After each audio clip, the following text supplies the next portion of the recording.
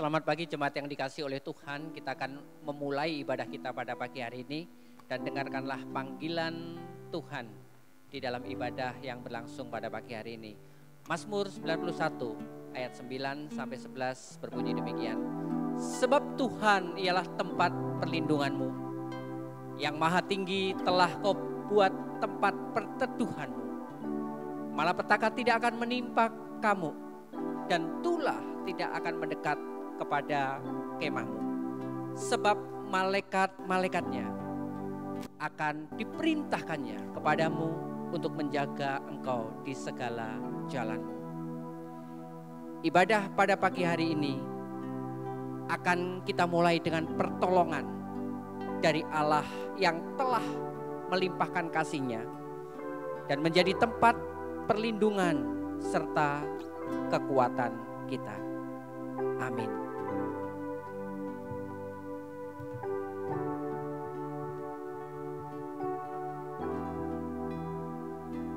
Nama Tuhan, nama di atas segala nama. Marilah kita meninggikan namanya, menagungkan dan meninggikan nama di atas nama. Ialah Yesus Kristus, Tuhan kita.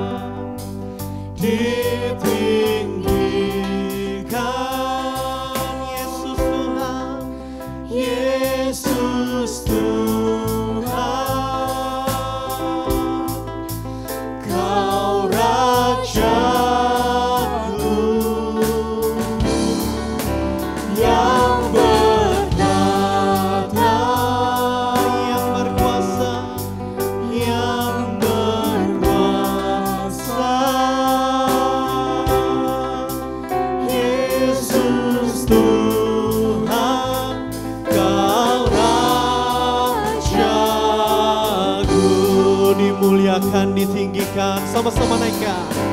Dimuliakan, ditinggikan, ditinggikan. Yesus, Yesus Tuhan, Yesus Tuhan. Kau Rajaku yang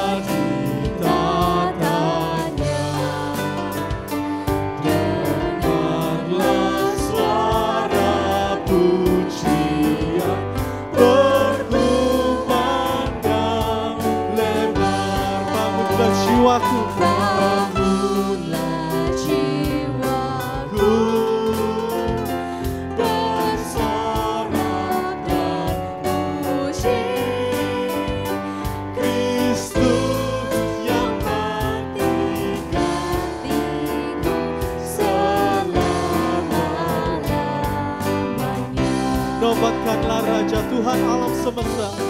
Semua katakan, nobatkanlah Raja Tuhan alam semesta, namanya disebut ajaib dan maha mulia. Raja-raja dunia bertelut padanya, beri mahkota kepadanya, pujikan kasih-Nya. Nobatkanlah Raja, Raja di atas nama segala raja. Nobatkanlah Raja, Raja segala raja.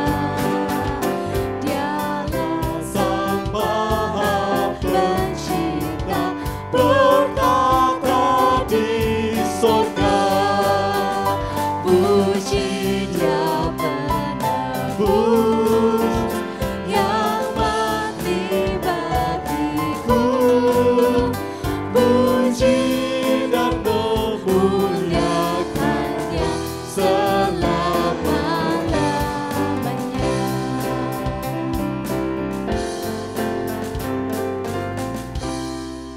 Kesempatan pada pagi hari ini saya ingin mengajak setiap kita untuk kita boleh mengambil saat teduh di hadapan Tuhan. Saya mengajak setiap kita untuk kita boleh merenungkan kebaikan Tuhan di dalam 1 minggu yang sudah kita lalui. Mari kita bersyukur karena kasih dan penyertaan Tuhan buat saudara dan juga saya. Saya juga mengajak setiap kita yang ada di rumah untuk kita boleh berdoa, mengaku setiap dosa dan kesalahan kita yang mungkin kita sengaja atau bahkan kita tidak sengaja. Saya mengajak setiap kita tundukkan kepala di hadapan Tuhan untuk kita berdoa. Saya berikan waktu 1 menit ke depan untuk kita boleh berdoa secara pribadi di hadapan Tuhan.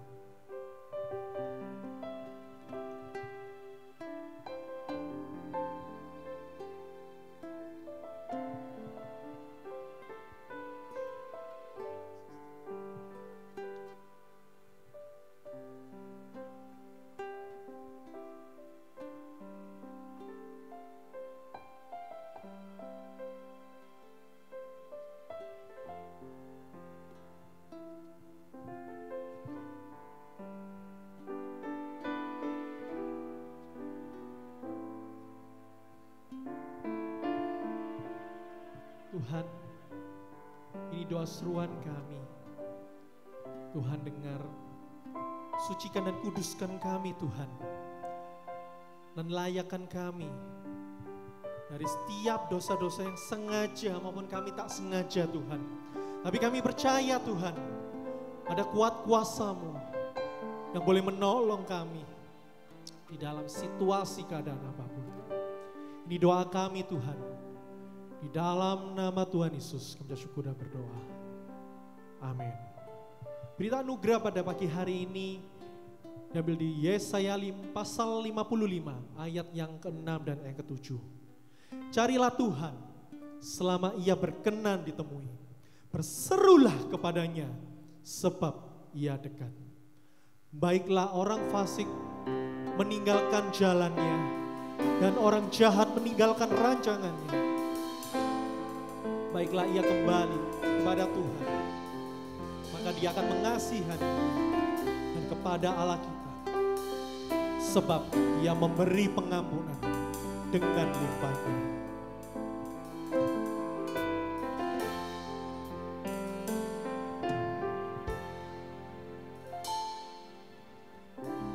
Kaulah jawaban di setiap doaku saat ku menyembah, Roh-Mu bekerja.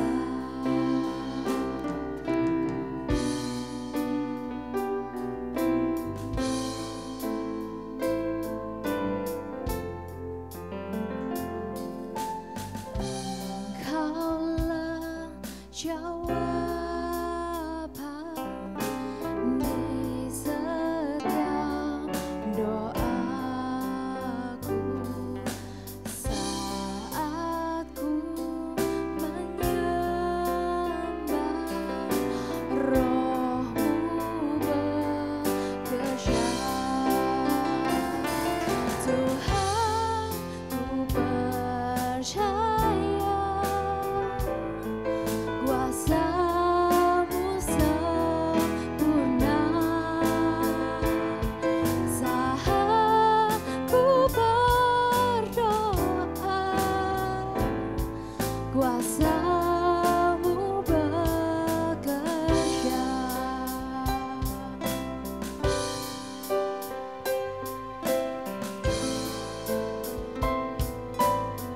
Ini kerinduan kami Tuhan. Kaulah jawaban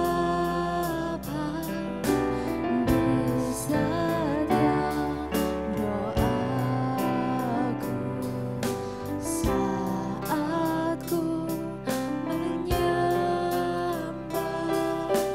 Roh-Mu bekerja.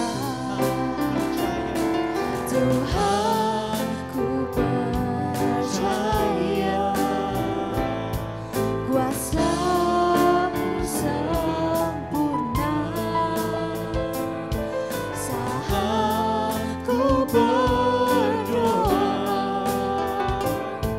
Kuasa-Mu bekerja. Tuhan ku percaya. Tuhan, ku percaya kuasa-Mu sempurna saat ku berdoa.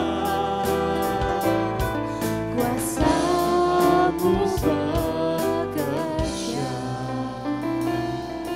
Tuhan ku percaya kuasa-Mu sempurna saat ku berdoa. Kuasa-Mu bekerja. Tuhan ku percaya. Tuhan, ku Percaya menjadi kerinduan kami Tuhan. Melalui pujian ini, kuasa-Mu yang sempurna Tuhan memampukan kami di dalam situasi apapun Tuhan, di kondisi apapun. Kami mau berdoa berserah pada Engkau. Kuasa-Mu bekerja. Saat ku berdoa, Saat ku berdoa, kuasa-Mu bekerja.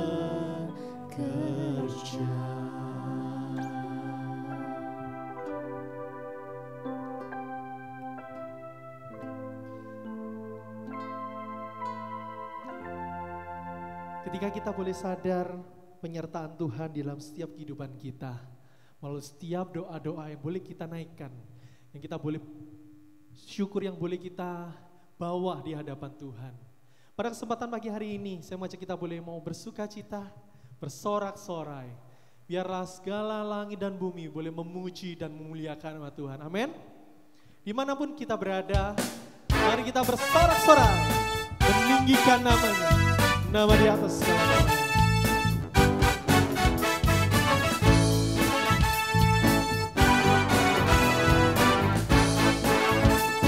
Semua siap? Come on! Langit dan bumi, pujilah Tuhan, sebab Dia ciptakan semuanya. Keagungannya mengatasi langit bumi, sembah sujud di hadapannya.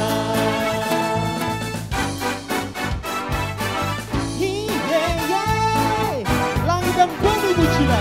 Langit dan bumi, pujilah Tuhan, sebab Dia ciptakan semuanya. Here we go, semua. Keagungannya mengatasi langit bumi,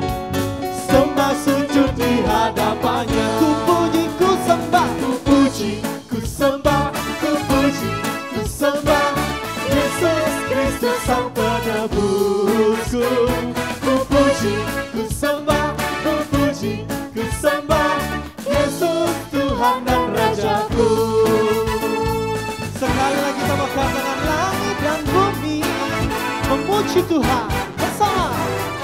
Langit dan bumi, pujilah Tuhan, sebab Dia ciptakan semuanya.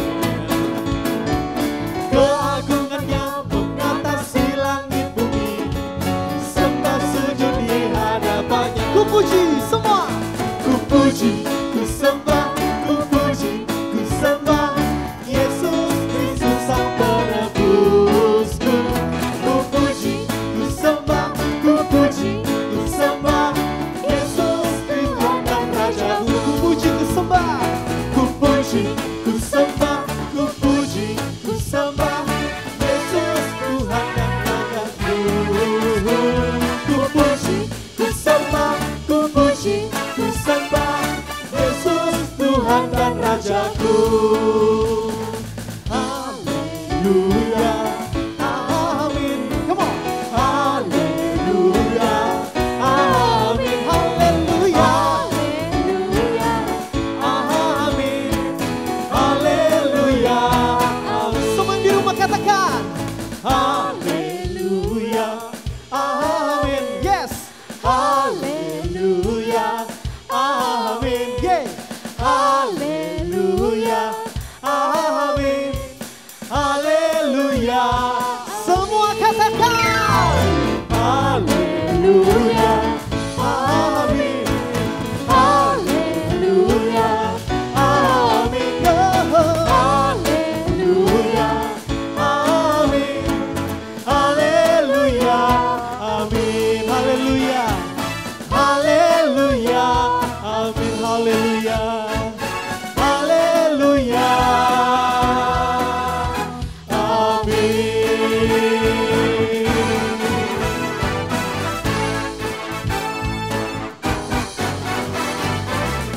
Puji nama Tuhan. Haleluya. Saat kesempatan pada pagi hari ini, sebelum kita akan mendengarkan kebenaran firman Tuhan, kita menaikkan pujian. Tuhan, isi hati kami Tuhan. Tuhan, penuhi kami Tuhan dengan kebenaran firman-Mu.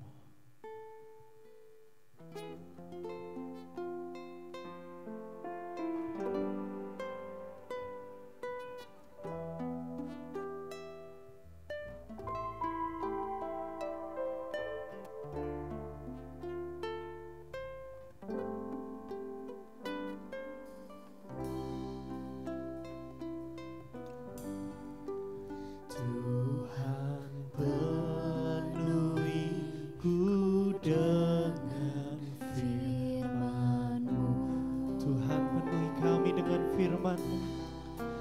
Tuhan, penuhiku dengan firman-Mu.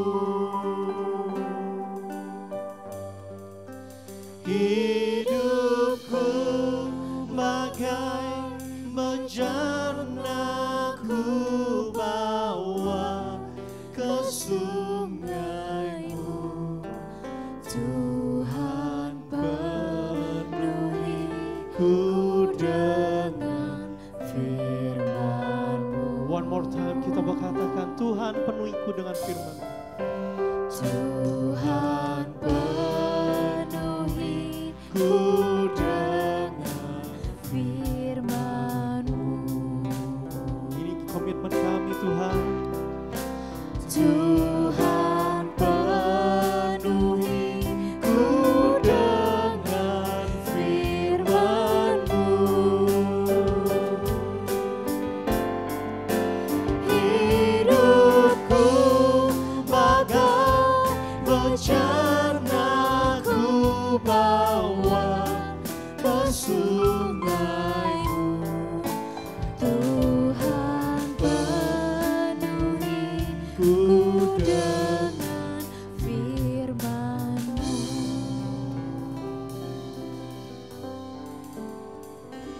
Mari kita sama-sama berdoa. Ya Tuhan, kiranya Engkau sekali lagi boleh berkata-kata kepada setiap kami dan berbicara kepada kami, supaya kami boleh mengerti apa yang menjadi maksud dan rencana-Mu di tengah-tengah kehidupan kami. Bahkan di tengah-tengah situasi yang tidak menentu ini, kami juga boleh mendapatkan pengarahan dari Tuhan tentang apa yang harus kami lakukan, kami kerjakan sebagai umat yang Kau panggil dan sudah Kau tebus. Kiranya Engkau boleh memberkati kami. Berkatilah firman yang akan kami baca dan renungkan. Kiranya itu boleh menjadi kekuatan bagi kami dan membawa kemuliaan bagi nama Tuhan. Terima kasih Tuhan, berkati hamba-Mu, urapi setiap kami yang akan mendengarkannya. Kiranya Roh Kudus yang akan bekerja di tengah-tengah kami, untuk kami boleh mengerti akan firman-Mu, bahkan boleh melakukannya di dalam kehidupan kami. Dalam nama Tuhan Yesus Kristus kami berdoa. Amin. Shalom jemaat yang dikasihi Tuhan. Hari ini kembali saudara dan saya boleh berada di dalam situasi kita beribadah di rumah kita masing-masing. Di dalam kondisi yang mungkin tidak nyaman seperti ini, biarlah hati kita juga terbuka untuk kehadiran Tuhan. Saudara, tema yang saya angkat pada hari ini adalah memancarkan kemuliaan Tuhan. Memancarkan kemuliaan Tuhan. Marilah kita membaca bagian firman Tuhan yang terambil dari Lukas pasal 19 ayat 1 sampai 10. Demikianlah firman Tuhan. Yesus masuk ke kota Yeriko dan berjalan terus melintasi kota itu. Di situ ada seorang bernama Sakius, kepala pemungut cukai, dan ia seorang yang kaya. Ia berusaha untuk melihat orang apakah Yesus itu. Tetapi ia tidak berhasil karena orang banyak, sebab badannya pendek. Maka berlarilah ia mendahului orang banyak, lalu memanjat pohon ara untuk melihat Yesus yang akan lewat di situ. Ketika Yesus sampai di tempat itu, ia melihat ke atas dan berkata, "Sakius, segeralah turun. Sebab hari ini aku harus menumpang di rumahmu." Lalu Sakius segera turun dan menerima Yesus dengan sukacita. Tetapi semua orang yang melihat hal itu bersungut-sungut, katanya, ia menumpang di rumah orang berdosa. Tetapi Sakius berdiri dan berkata kepada Tuhan, "Tuhan, setengah dari milikku akan kuberikan kepada orang miskin, dan sekiranya ada sesuatu yang kuperas dari seseorang akan kukembalikan 4 kali lipat." Kata Yesus kepadanya, "Hari ini telah terjadi keselamatan kepada rumah ini, karena orang ini pun anak Abraham. Sebab anak manusia datang untuk mencari dan menyelamatkan yang hilang." Sampai demikian pembacaan firman Tuhan. Saudara, ada sebuah istilah yang ngetren di kalangan anak muda, yaitu move on. Saudara, kata ini memiliki pengertian sebagai satu waktu di mana seseorang itu berpindah dari kehidupan yang lama menuju sebuah kehidupan yang baru.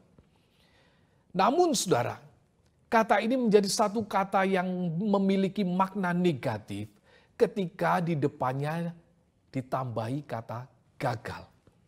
Gagal, move on. Saudara, bagaimana kita memahaminya? Kita bisa melihat beberapa kalimat-kalimat berikut ini. Yang pertama, saudara, mantan itu semakin pengen dilupain, semakin kepikiran. Inilah gagal, move on. Yang kedua, saudara, putus cinta itu enggak sakit.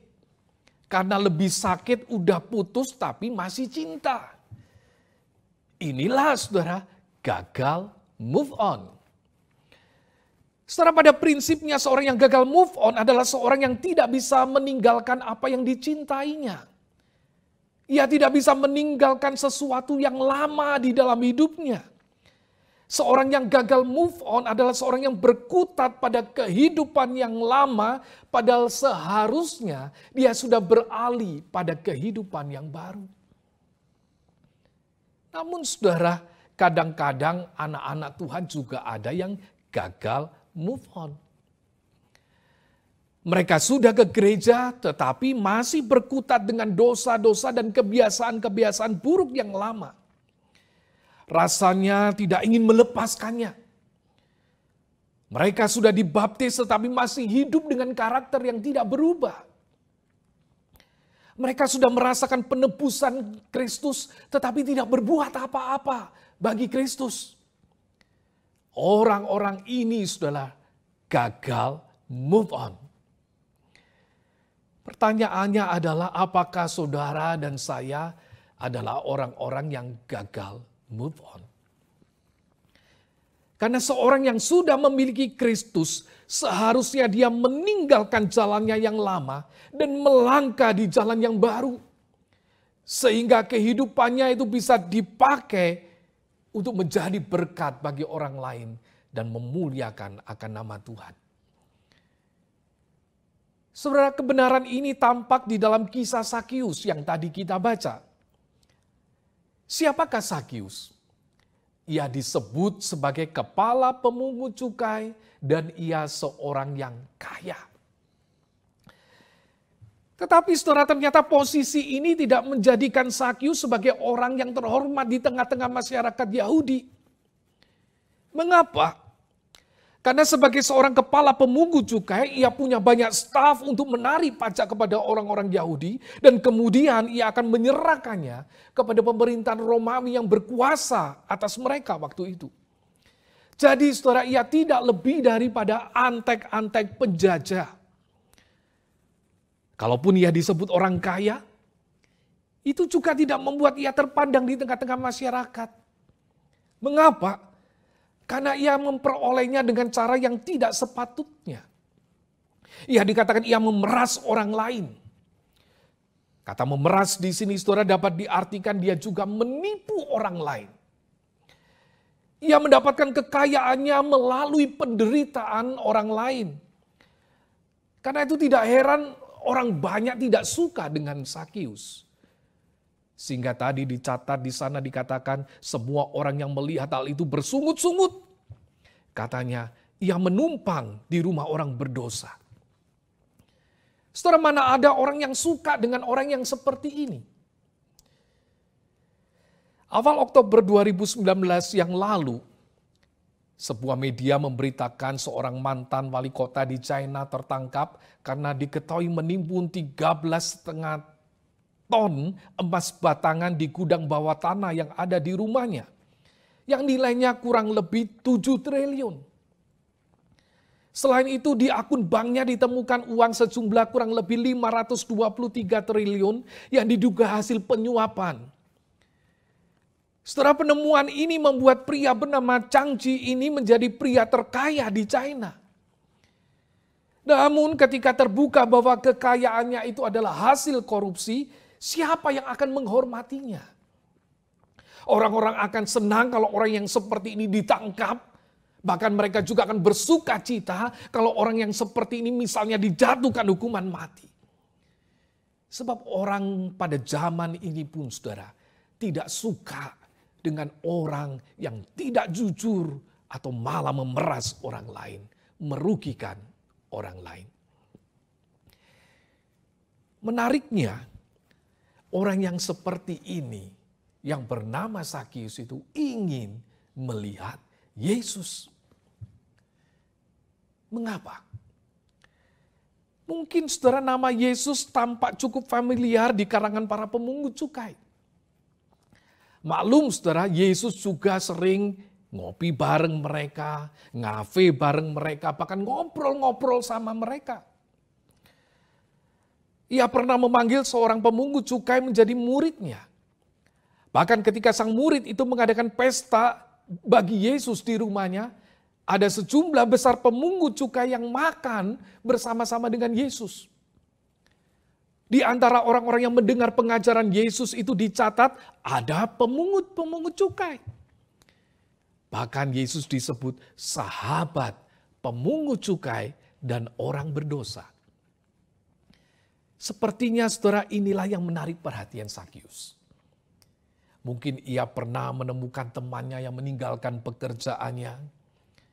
Ia pernah menemukan stafnya yang tidak bisa diajak memeras lagi. Kalau digambarkan di dalam kondisi masa kini, mungkin Sakius ini sering mendengar perbincangan di grup WA pemungut cukai yang membicarakan tentang perkataan-perkataan Yesus.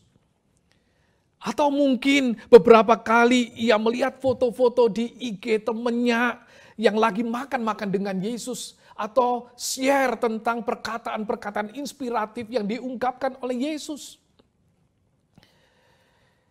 Inilah yang membuat dia bertanya, siapakah Yesus? Mengapa ia peduli dengan orang-orang yang semacam ini? Pertanyaan itu saudara sepertinya terus berkecamuk di dalam pemikirannya dan memenuhi rasa ingin tahunya. Alkitab mencatat, ia berusaha untuk melihat orang apakah Yesus itu. Tapi nggak berhasil karena banyak orang sebab badannya pendek. Maka dikatakan ia berlari mendahului orang banyak itu, lalu memanjat pohon untuk melihat Yesus yang akan lewat di sana. Di atas pohon itulah saudara, Yesus menemukan Sakius. Yesus melihat Sakius sebagai seorang sahabat. Ia berkata, Sakius segeralah turun sebab hari ini aku harus menumpang di rumahmu. Dalam budaya waktu itu, permintaan Yesus ini juga menunjukkan penerimaan Yesus atas Sakius. Inilah saudara yang membuat Sakius bersuka cita. Di dalam terjemahan yang lain kalimat ini dapat diartikan bahwa Sakius itu menyambut dengan senang hati. Hal yang mengejutkan kemudian terjadi saudara. Karena peristiwa ini tidak berhenti sampai di situ. Dicatat Sakius berdiri dan berkata, Tuhan setengah dari milikku akan kuberikan kepada orang miskin. Dan sekiranya ada sesuatu yang kuperas dari seseorang akan kukembalikan 4 kali lipat. Hal ini saudara menunjukkan kemurahan hati Sakius. Ia tidak seperti orang kaya yang bodoh di dalam perumpamaan Yesus. Di mana ia menyimpan hartanya untuk dirinya sendiri. Ia tidak seperti orang kaya di dalam kisah Lazarus yang hanya sibuk dengan kepentingannya sendiri tanpa peduli kepada orang lain. Bahkan Sakius itu melepaskan diri dari cinta akan uang. Jikalau sebelumnya ia meminta lebih pada orang-orang yang diperasnya, sekarang ia memberi lebih kepada mereka. Mengganti 4 kali lipat itu saudara lebih dari kewajaran. Karena hukum pada waktu itu mengisyaratkan cukup menambah 20% saja. Karena itu saudara meskipun kata iman tidak disebutkan secara eksplisit pada bagian ini. Tindakan Sakius itu mewakili ekspresi yang konkret tentang kehadiran iman. Yaitu tema yang ditunjukkan di dalam panggilan Yohanes Pembaptis. Di dalam Lukas 3 ayat 8 sampai 14 Yohanes di sana mengatakan, hasilkanlah buah yang sesuai dengan pertobatan. Jangan pikir dalam hatimu Abraham adalah bapa kami. Karena aku berkata kepadamu, Allah dapat menjadikan anak-anak bagi Abraham dari batu-batu ini. Kata-kata yang keras itu saudara membawa banyak orang bertobat. Sehingga ada yang bertanya, kalau demikian apakah yang harus kami perbuat? Yohanes berkata, barang siapa mempunyai 2 helai baju, hendaklah ia membaginya dengan yang tidak punya. Dan barang siapa mempunyai makanan, hendaklah ia berbuat juga demikian. Ada juga pemungut-pemungut cukai datang untuk dibaptis. Dan mereka bertanya kepadanya, Guru, apakah yang harus kami perbuat? Jawabnya, jangan menagih lebih banyak daripada yang telah ditentukan bagimu. Dan prajurit-prajurit juga berkata kepadanya, apakah yang harus kami perbuat? Jawab Yohanes kepada mereka, jangan merampas, jangan memeras, dan cukupkanlah dirimu dengan gajimu. Setelah gambaran kehidupan pertobatan ini, sekarang kita lihat secara nyata di dalam kehidupan Sakius. Karena itu saudara, Yesus merespons dengan mengatakan, hari ini telah terjadi keselamatan kepada rumah ini. Karena orang ini pun anak Abraham. Sebab anak manusia datang untuk mencari dan menyelamatkan yang hilang. Sosok pemungut cukai sekarang disandingkan dengan Bapa orang beriman. Bahkan di sini kita melihat misi Yesus itu digenapi. Sebagaimana yang dinyatakan oleh Paulus di dalam 2 Korintus 5 ayat 17. Siapa yang ada di dalam Kristus, ia adalah ciptaan yang baru. Yang lama sudah berlalu, yang baru itu sudah datang. Kasih Kristus kepada Sakius, direspon Sakius dengan meninggalkan kehidupan yang lama, kemudian hidup dengan cara yang baru. Saudara, bukankah ini yang harus jadi bagian di dalam kehidupan kita? Sesungguhnya kita juga tidak lebih baik dari Sakius, bukan? Hanya mungkin kita itu tidak ketahuan perbuatan kita. Kita tidak lebih suci daripada Sakius. Hanya mungkin orang gak bisa lihat pemikiran kita. Tapi saudara, satu saat Yesus itu melewati tempat persembunyian kita. Ia memanggil nama kita. Ia menyelamatkan kita. Ia berkata, aku mengasihimu. Aku menyelamatkan kamu. Dan aku akan beserta dengan kamu. Saudara, saat itu kita menyambut tangan Tuhan. Hati kita dipenuhi dengan damai sejahtera Tuhan. Dan kita memulai langkah pengiringan kita kepada Tuhan. Tetapi ini bukanlah satu proses terakhir, saudara. Karena siapa yang mengikut Kristus diajak untuk mengalami perubahan hidup di dalam Kristus. Saudara, ada seorang yang memiliki usaha sendiri dengan menjual barang-barang dari rumah ke rumah. Bertahun-tahun dia bekerja seperti itu. Dan ia sangat menikmati pekerjaannya. Mengapa? Karena dia merasa bebas. Bisa mengatur waktunya sendiri. Setiap hari dia bangun jam 10 pagi. Kemudian dia masak Indomie. Nonton TV sebentar. Bikin kopi. Habis itu kemudian dia baru pergi meninggalkan rumahnya pukul 12 siang. Dia menjual dagangannya di sekitarnya. Sampai pukul 2 sore, saudara, dia kemudian merasa lelah. Dan dia mampir ke warung untuk ngopi di sana. Ngobrol-ngobrol tak terasa jam 4. Dan dia kemudian berbalik pulang.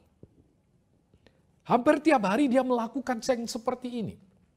Pagi bangun jam 10, masak Indomie, nonton TV, ngopi sebentar, dan kemudian dia berangkat pukul 12. Jam 2 dia sudah punya janji di warung untuk ngopi.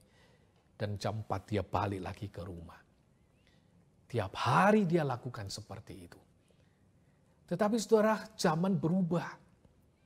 Pekerjaan dia tidak lagi berjalan selancar yang biasanya. Dan itu saudara membuat dia berpikir untuk mencari pekerjaan yang lain. Maka dia melamar di sebuah perusahaan. Dan puji Tuhan dia diterima di perusahaan itu. Dan dia harus masuk pukul 8 dan pulang pukul 5 sore. Saudara, apa yang harus dilakukan oleh orang ini? Apa bisa dia bangun jam 10, masak Indomie, nonton TV, minum kopi, dan baru berangkat jam 12? Kalau dia lakukan itu, dengan segera dia akan dipecat dari pekerjaannya. Status yang baru harusnya disikapi dengan cara yang baru. Status yang baru membuat kita harus bertindak dengan cara yang baru. Saudara, demikian juga dengan hidup kita. Ketika saudara dan saya menjadi Kristen, status kita itu berubah. Kita disebut anak-anak Allah, kita dikatakan murid Kristus, kita dikatakan umat Allah. Dan saudara, seharusnya cara hidup kita berubah, bahkan tujuan hidup kita itu pun harusnya berubah. Karena jika kita mengaku Yesus sebagai Raja kita, bukankah seharusnya ajarannya kita turuti? Namun kadang-kadang ada anak-anak Tuhan yang memiliki status yang baru, tapi tetap dengan cara hidup yang lama. Kita masih berjalan menurut apa yang kita mau. Kita enggan menyesuaikan diri dengan apa yang Tuhan kehendaki. Saudara, biarlah kita sadar akan perbuatan Tuhan yang mengasihi kita itu. Kita sadar akan perbuatan Tuhan yang menyelamatkan kita itu. Dan kita seharusnya meresponsnya dengan menyatakan kemuliaannya di dalam kehidupan kita. Sebab disitulah saudara, karya keselamatan itu memberikan nilainya tersendiri. Ketika orang melihat karya Kristus dalam hidup kita, melalui perubahan yang terjadi di dalam kehidupan kita.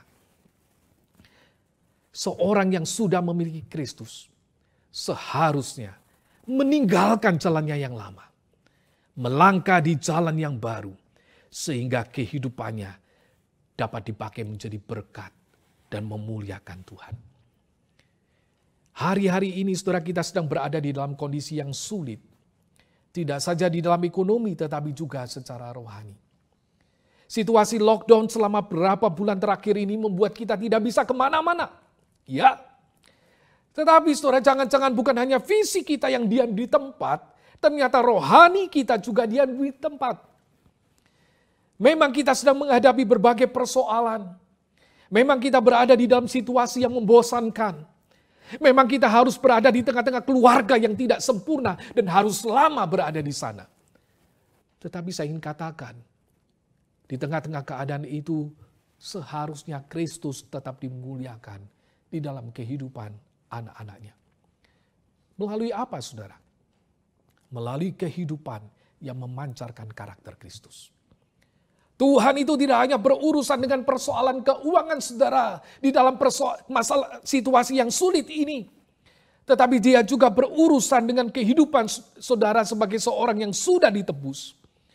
Ia menghendaki umat yang sudah ditebusnya itu hidup dengan menyatakan karakter Kristus.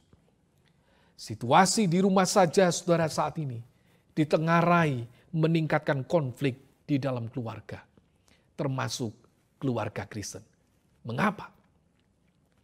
Sebab lebih banyak orang yang sibuk dengan kepentingan dan kesenangannya sendiri dan tidak peduli dengan yang lain. Tetapi perlu saudara sadar, kita tidak bisa memuliakan Kristus ketika kita itu sibuk dengan diri kita sendiri, kesenangan kita sendiri. Kita tidak bisa menyatakan kemuliaan Kristus kalau kita hanya ingin dimengerti tanpa mengerti orang lain. Karena melalui kesabaranmu, melalui kelemah lembutanmu, melalui pengampunanmu, melalui perhatianmu, orang akan melihat Kristus di dalam hidupmu. Kita menyatakan kemuliaan Kristus ketika karakter Kristus itu dinyatakan di dalam kehidupan kita.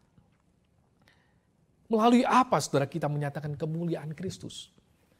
Melalui perbuatan baik kita. Kita tidak menyatakan kemuliaan Kristus kalau kita itu tidak melakukan apa-apa. Situasi di rumah saja tidak boleh membuat kita berhenti melakukan sesuatu bagi Kristus. Apa yang bisa kita berikan bagi orang yang membutuhkan? Apa yang bisa kita lakukan bagi teman kita yang jauh? Saudara, biarlah kita boleh menjadi terang Kristus itu di tengah-tengah dunia ini. Matius 5 ayat 16 katakan, hendaknya terangmu bercahaya di depan orang, supaya mereka melihat perbuatanmu yang baik dan memuliakan Bapamu yang di sorga. Jangan berdiam diri. Lakukan sesuatu yang memuliakan Tuhan. Karena itu setiap kali kita bangun saudara, pikirkanlah apa yang bisa saya lakukan hari ini. Apa yang bisa saya lakukan bagi keluarga saya. Apa yang bisa saya lakukan bagi orang-orang di sekitar saya hari ini. Apa yang bisa saya lakukan bagi gereja saya.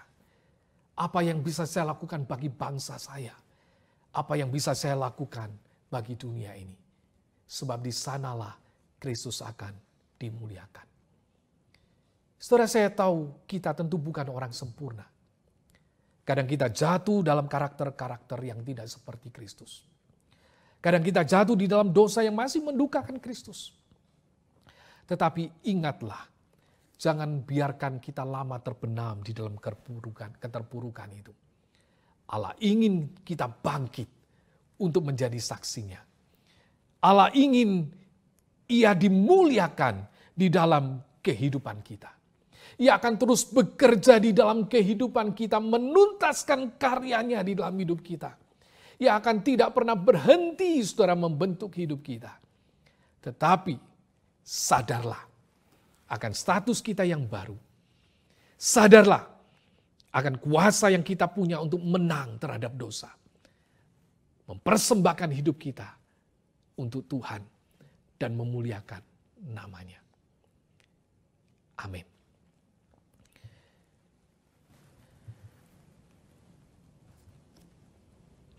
Saudara, mari kita mengambil waktu teduh sejenak di hadapan Tuhan. Sebagai seorang yang sudah mengalami anugerah yang besar di dalam Kristus, adakah cara hidup lama yang tidak berkenan di hadapan Tuhan yang masih kita pertahankan? Marilah saudara, kita mencoba kembali untuk hidup dengan cara yang baru. Mengenakan karakter Kristus dalam hidup kita.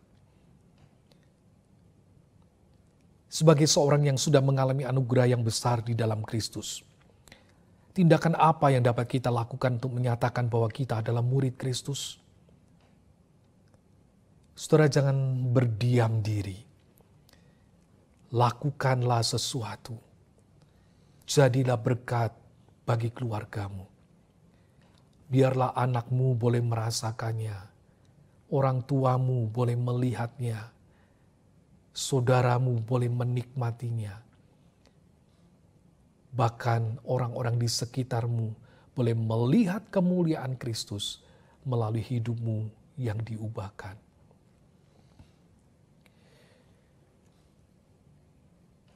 Ya Tuhan, kiranya Engkau menolong kami, supaya kami sebagai orang-orang yang sudah ditebus, mencoba lagi untuk hidup memuliakan Kristus.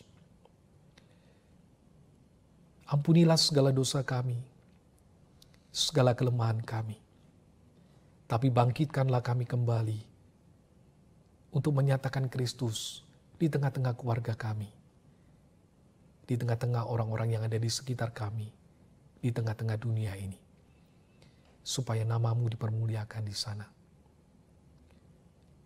Berkatilah jemaatmu di dalam setiap pergumulan mereka masing-masing.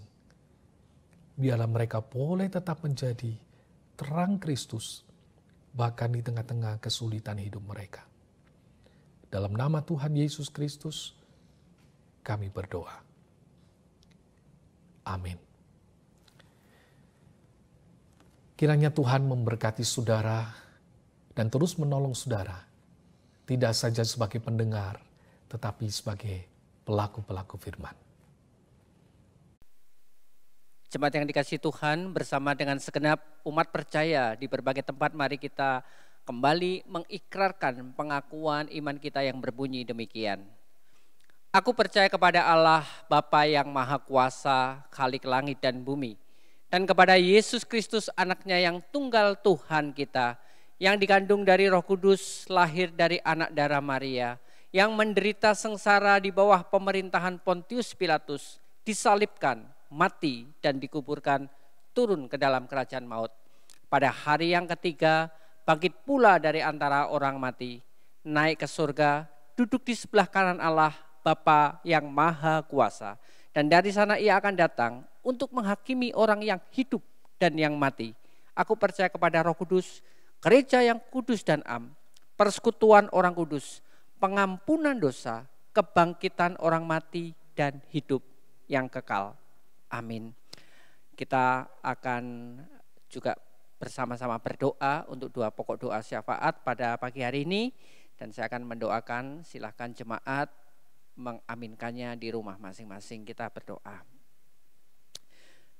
Sungguh Tuhan, sekali lagi kami datang di hadirat-Mu dengan satu keyakinan bahwa Engkau mendengar seruan doa-doa kami.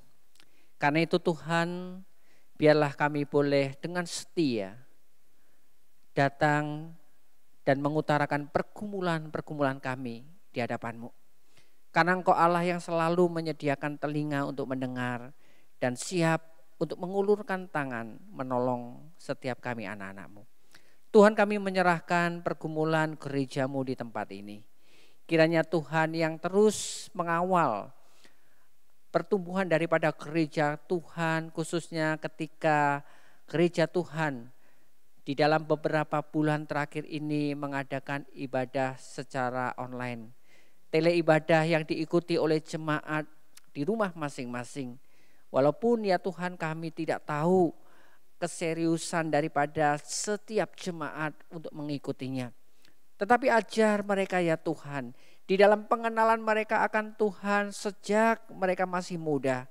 Itu kiranya boleh mendorong mereka untuk meyakini bahwa Tuhan ada di segala tempat. Tuhan maha hadir baik di rumah mereka masing-masing. Sehingga tatkala mereka melakukan ibadah di rumah, mereka boleh sungguh-sungguh mengimani bahwa Tuhan hadir di sana. Menghargai akan kekudusan daripada Allah, dan mereka boleh sungguh-sungguh beribadah tertuju kepada Allah yang hidup.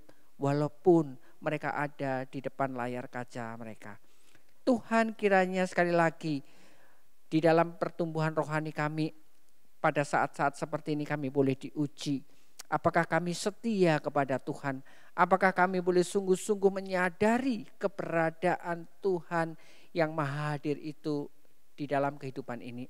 Karena itu Tuhan tolong melalui ibadah yang diselenggarakan secara online ini, kami boleh sungguh menikmati bahwa Tuhan hadir di sisi kami. Tuhan, kami juga berdoa ya Tuhan, khususnya untuk keluarga-keluarga di gereja ini ya Tuhan. Biarlah Tuhan sendiri juga hadir di dalam setiap pergumulan yang mereka alami. Mereka yang kesulitan di dalam usaha, mari Tuhan, Engkau juga yang akan membuka jalan di dalam pergumulan usaha mereka ya Tuhan. Sehingga mereka boleh senantiasa berserah kepada Tuhan yang sanggup mencurahkan berkat-berkat di tengah situasi yang sulit seperti ini. Kami juga berdoa ya Tuhan, ketika keluarga-keluarga di tempat ini mengalami pergumulan relasi suami istri, relasi orang tua dengan anak, relasi antara keluarga dengan mertua yang ada. Tuhan, semuanya itu kiranya Engkau yang campur tangan, memulihkan, memberikan keharmonisan di tengah keluarga-keluarga yang ada di GKKA Jemaat Surabaya ini. Karena itu kami rindu ya Tuhan, Engkau mengokohkan kami, setiap keluarga besar Godly Family di tempat ini.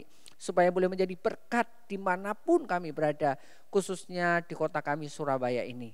Terima kasih ya Tuhan, kami juga mengingat ya Tuhan, bahwa pada hari ini momen di mana Hari Bapa boleh kami rayakan.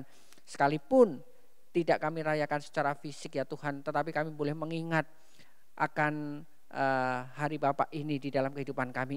Mohon kiranya Tuhan mengingatkan para orang tua, khususnya para bapak, supaya mereka boleh mengambil peran mereka di dalam tanggung jawab mereka sebagai imam di tengah keluarga, membawa keluarga mendekat kepada Tuhan dan membangun mesbah keluarga yang Tuhan kehendaki. Terima kasih Tuhan, kami menyerahkan seluruh pergumulan baik gereja-Mu, baik pergumulan daripada jemaat-Mu di tempat ini. Kiranya Tuhan campur tangan di dalamnya. Ini doa kami. Di dalam nama Tuhan Yesus kami bersyukur dan kami berdoa. Amin.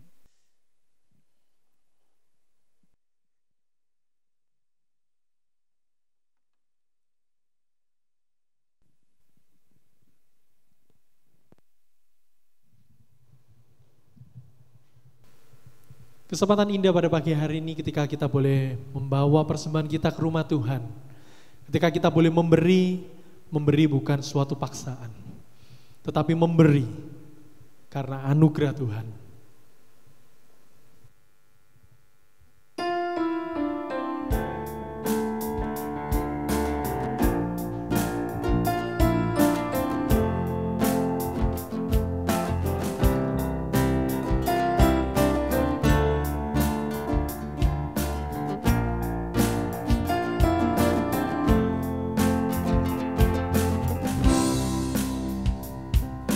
Christ is my reward and all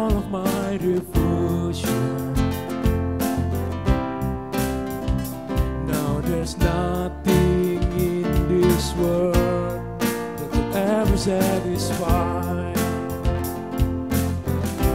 To every trial, my soul will sing, no turning back. I've been set free. Christ is enough for me. Christ is enough for me. Everything I need is in you. Everything I need.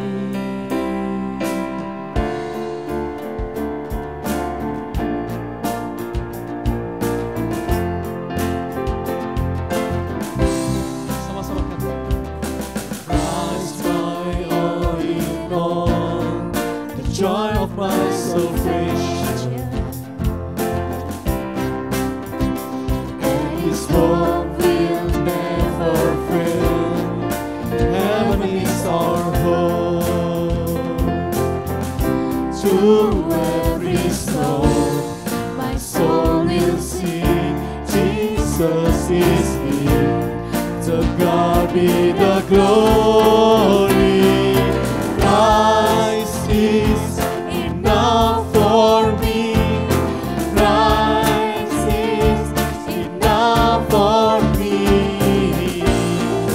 Everything I need is in you. Everything I need.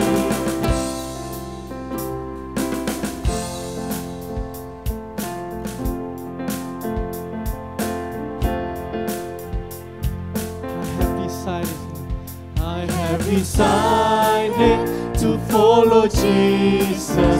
No turning back, no turning back. I have decided to follow Jesus. No turning back, no turning back. Before me, the world behind me. No turning back, no turning back, no turning back, no turning back. Cross before me, the world behind me. No turning back, no turning back. Christ enough for me. Christ is enough for me. Christ is enough for me. Everything I need is in you.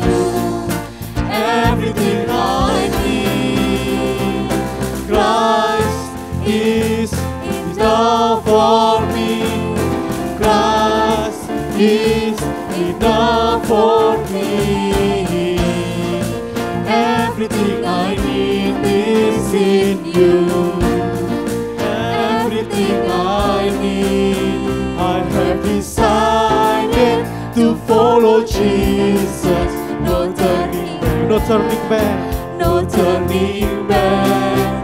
I have decided to follow Jesus. No turning back, no turning back.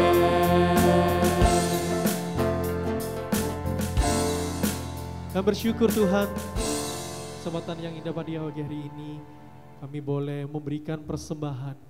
Biarlah setiap persembahan yang kami berikan ini Tuhan boleh semata-mata bukan karena paksaan, tetapi kami memberi persembahan ini suatu anugerah dari Engkau Tuhan.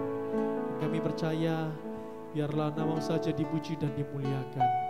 Ini doa kami Tuhan, di dalam nama Tuhan Yesus kami ucap syukur dan berdoa. Amin. Mengiringmu seumur hidupku, masuk dalam rencana-Mu Bapa. Pikiranku, kehendak-Mu ku serahkan padamu, ku serahkan padamu harapanku.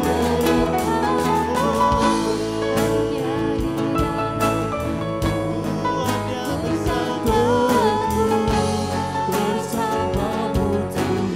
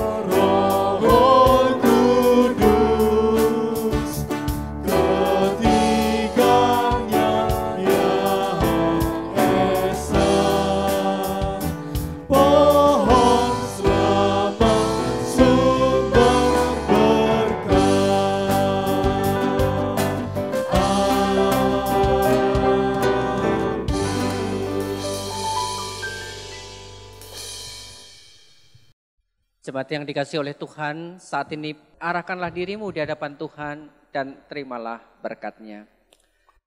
Tuhan memberkati dan melindungi engkau.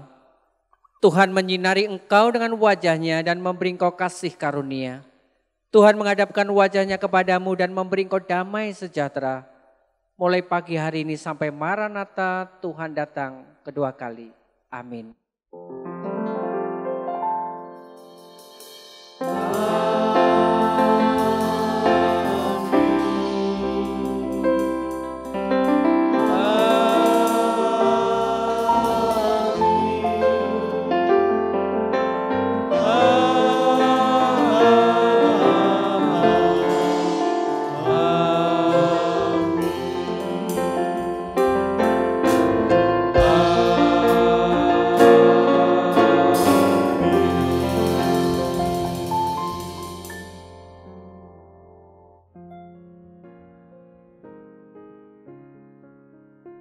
Oke, doa teduh, selamat pagi dan selamat hari Minggu.